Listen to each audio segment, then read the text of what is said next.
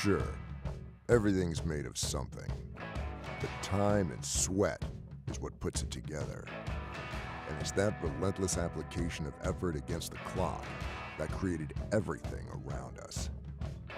The BFGoodrich HD terrain tire is engineered to tackle the extreme situations heavy-duty trucks are met with head-on. Because downtime can't exist when there's a job to do. Time isn't something to marvel at. It's something to be seized. It's a tool we put firmly in your hands. BFGoodrich, what are you building for?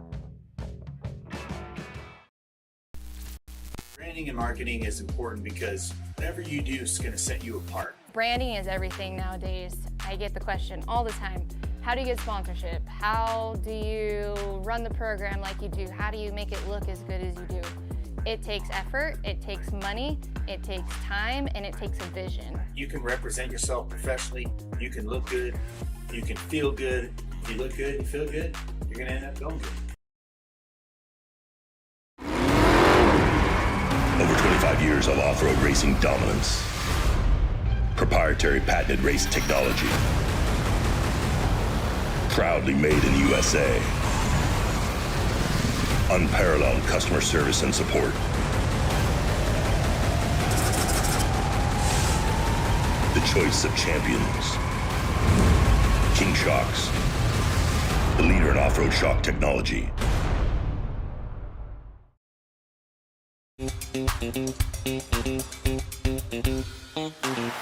Hey, Greg Adler here, president of Off-Road Warehouse and part-time off-road racer. Here at ORW, we're not just your typical off-road shop. We sell race parts. Come check it out.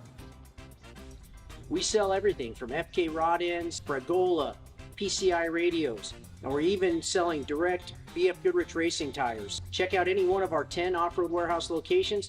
Get you dialed for going down to Baja or anywhere else you play.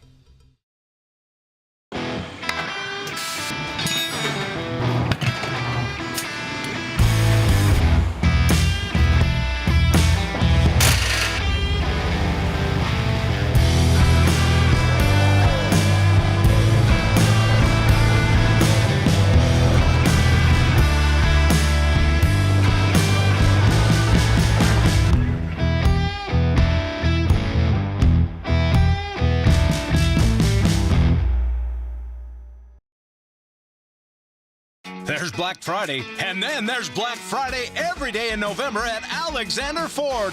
Voted Yuma's best new car dealer. Come enjoy historic deals and our lowest lease offers of the year on final 2024 Escapes, Bronco Sport, F-150, Ranger, and Edge. Scan this code and look for additional savings on manager specials. It's Black Friday savings all month long. Browse BillAlexanderFord.com and let us show you why we are your best choice. For a difference you can count on, see Alexander Ford in Yuma.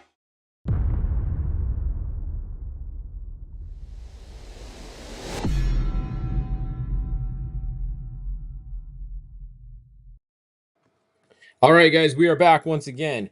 The trackers started working again, literally like as soon as I clicked end on the end of that last update. So sorry that last update was a little short, but we didn't have any trackers and I was trying to figure out what's going on.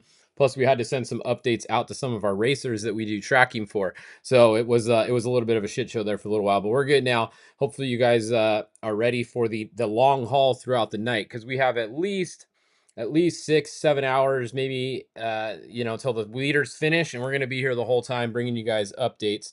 So that's what we got going on now.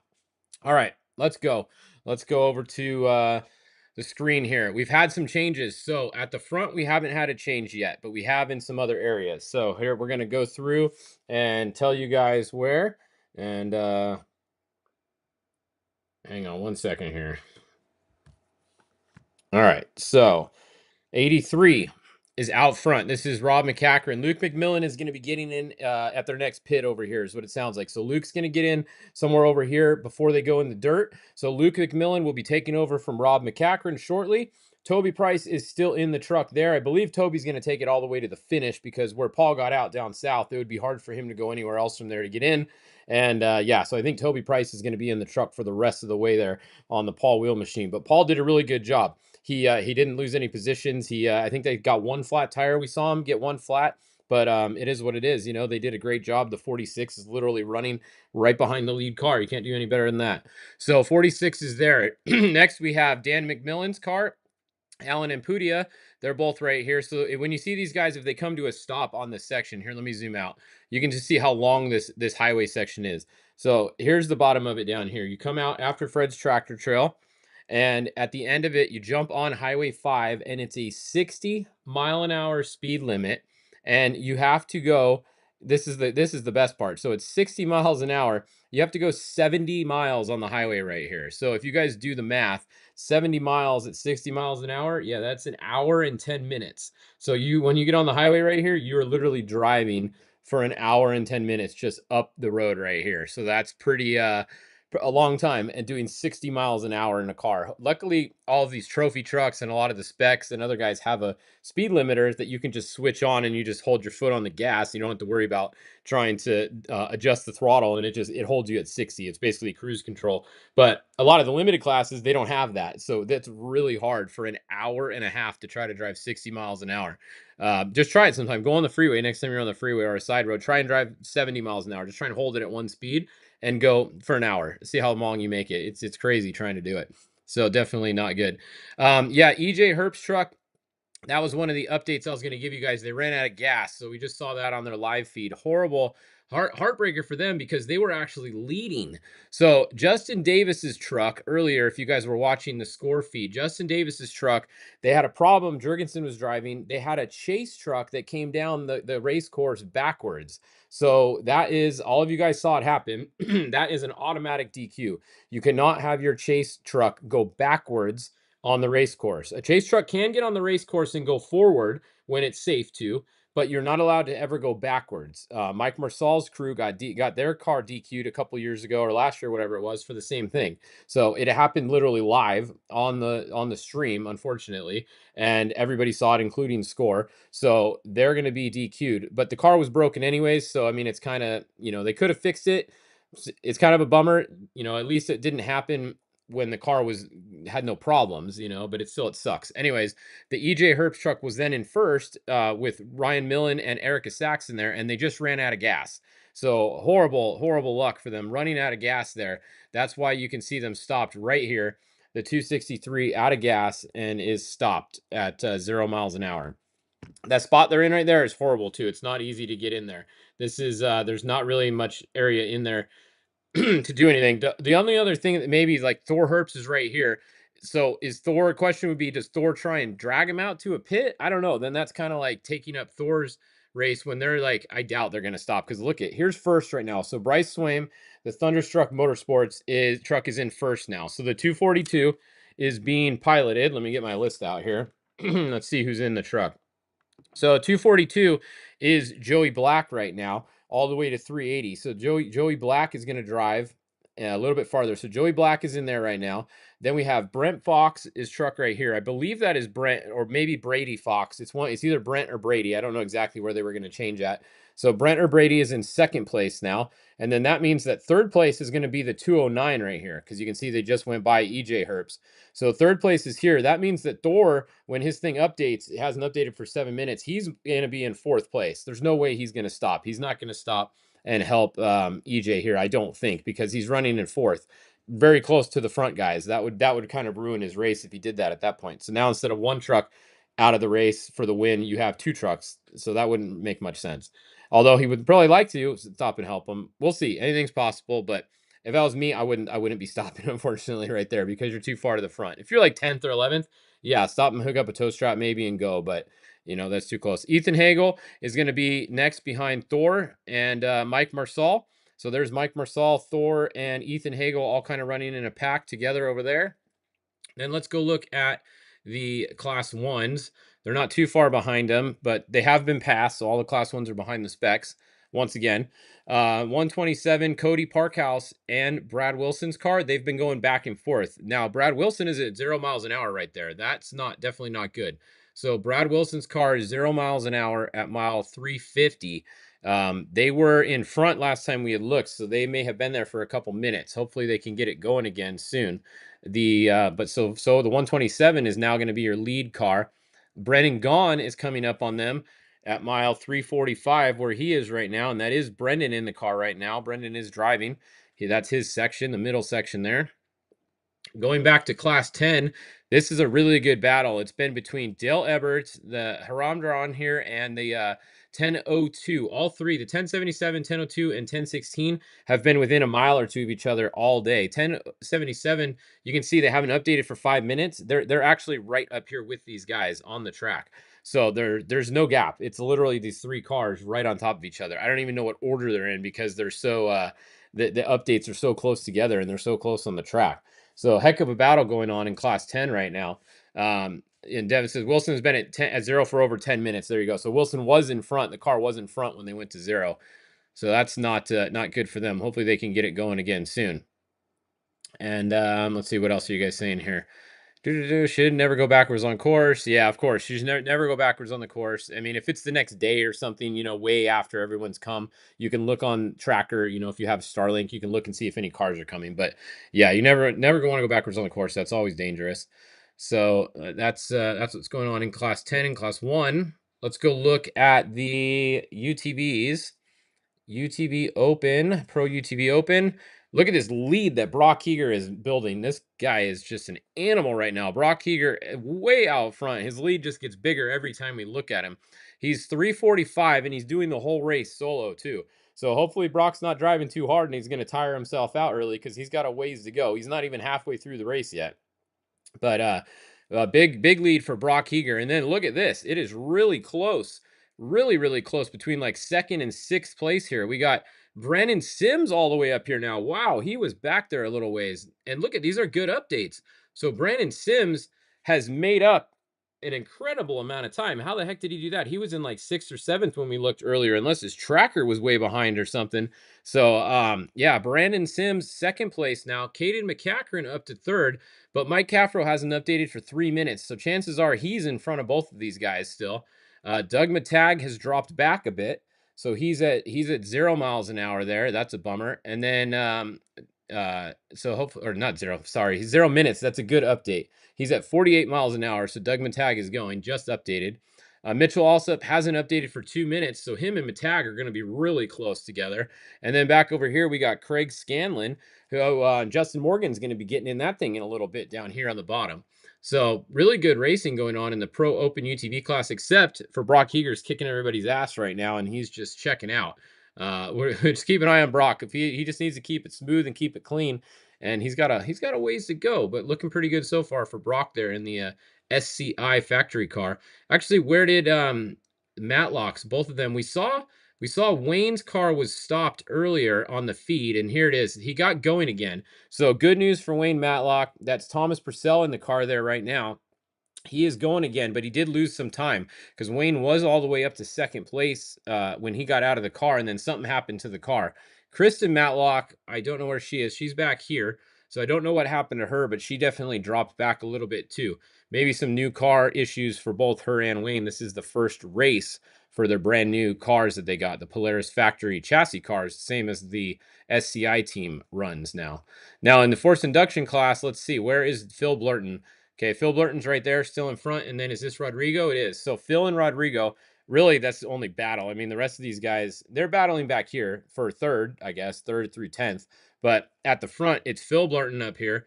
He's running first, and then Rodrigo is trying to keep him honest here. He's trying to run him down. They're both in Maverick Maverick R's, new cars there, newerish cars. Then we got Edgar Garcia back here. Eric Kozin here. Eric is in an X3. I'm not sure what everyone else is in this class, but I know he's in an X3. And then we have Oscar, Zach, and then a whole bunch of other cars stacked up here in the turbo class.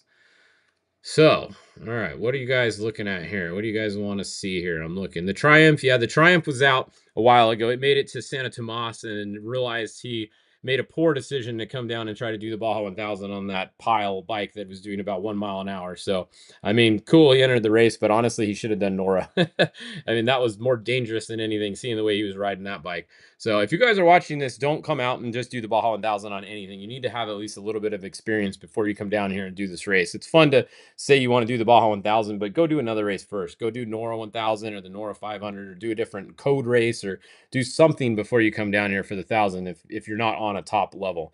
So speaking of top levels, we need to go and look at the Moto Ironman, because these guys are gnarly top level riders trying to do the whole course themselves on a bike, right? These are Ironman. If you're on a bike, it's called an Ironman. If you're in a car and you're going to do the whole thing, it's called soloing it. It's not called Ironman unless your car only has one seat, like Ivan Ironman Stewart used to do. He only had one seat. If you have a co-driver, it's not an Ironman. So just remember that, folks. All right. 745 is at 0 miles an hour, but that's a pit right there. I guarantee you that's a pit. That's right at the Highway 3 crossing. So he's pitting. We got Brandon Wright. Look at this. This was my bet right here earlier. I told you guys keep an eye on him all day. He's going to be first to the finish if he has a clean run. Brandon will catch the 745 and pass him, I guarantee you, as long as he keeps it clean. Then we have Brian Roberts right here in third. Then we have 765 Josh. And then check it out. We have Wooter. He's hanging right in there. He's in 5th place. He's hanging right in there all day with Juan Torres here. Him and Juan are like 5th and 6th. They might even be kind of riding together at this point, because they've been literally like this the last 2 or 3 times we've checked on them.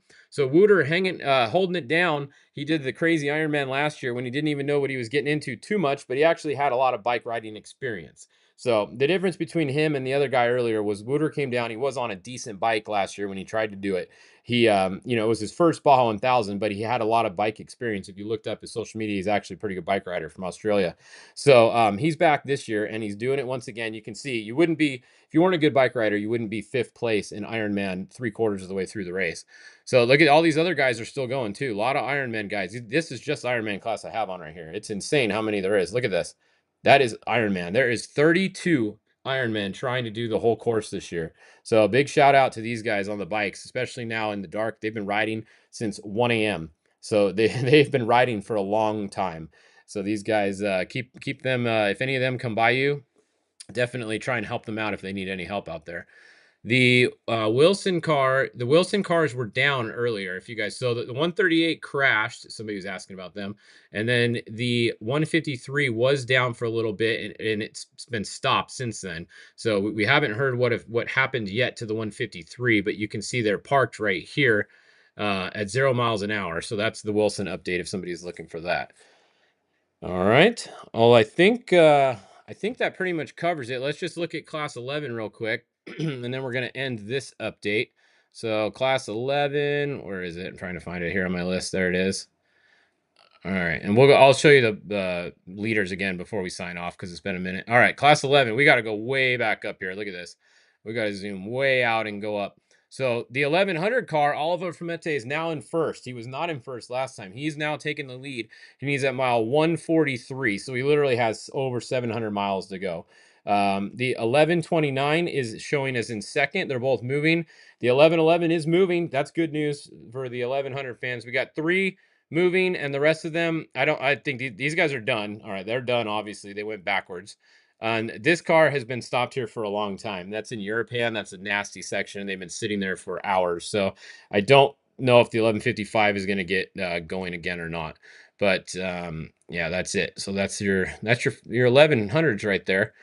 Let's look at the timing on the leaders too, just to show you. All right, so everybody's on the highway, right? So if we go look at our leaderboard, I'm going to pop out of the way real quick. All right, so S5 on the right over here, this farthest one, this is going to be, let's see, 1, 2, 3, 4. This is going to be mile 401. So at mile 401 on corrected time, we have Toby Price was in first place. 43 seconds back was Luke McMillan. And then 58 seconds back was Alan Ampudia. And then 4 minutes and 9 seconds back was Dan McMillan. And 18 minutes back was Tavo Vadosila. 20 minutes back was Justin Lofton. And then Mike Walser was 21 minutes back. And then Cameron Steele was 26 minutes back. So that's at mile 401. And those are your corrected times and positions right there. So that's what's happening in the trophy truck class. If we go look at the, let's see, well, the class 1, we already know. We just saw Cody Parkhouse is obviously the only one here because Wilson's are broken right now. So he's farthest along. In the UTV Open class, this was at mile 262. So at mile 262, look at this. Brock Heger had it's between here and here. So 19 to 26. He had a 7-minute lead over Doug Matag on corrected time. 7 minutes at mile 262 was Brock's difference there. So that's what we're looking like over on the scoring page. So, all right. All right, guys, if you're looking for this timetable, it should be on the SCORE website. If not, I'll give out the address once again. It is results with an S dot score dash international.com/live. That's how you get to this page right here. And you can select between all the different classes and everything. And then we have some star streams out there. So this is Alan Impudia. As you can see, he is on the highway right now. So Alan Impudia on the long highway section. Very boring. But that is Alan Impudia's. We got Wayne Matlock's here. Let me refresh it. Turn the Too late now. turn the audio off. So we got Kristen's up top here with audio in car. That's brave. And then we got Wayne's on the bottom down here with no audio. I don't think on Wayne's, but he is moving again. So good to see Wayne's car moving again. All right. So that's that. All right, so it's Toby Price up for trying to chase down Luke McMillan. Luke McMillan's going to be getting in the car soon if he's not in there yet. He'll be getting in at the next pit, wherever it is along here. So it's going to be Luke McMillan versus Toby Price. Dan McMillan is going to be getting in the 23 at the same pit that Luke does. So Dan McMillan into the 23.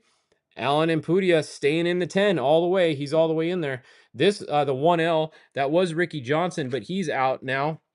And we have Mike Coleman is in there now. So Mike Coleman is going to drive it.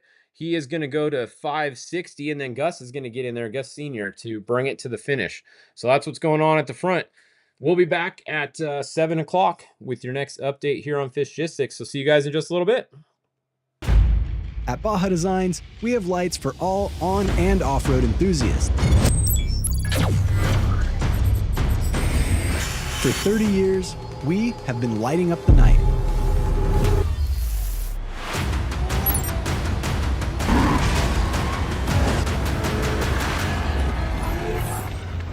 We are Baja Designs, the scientists of lighting.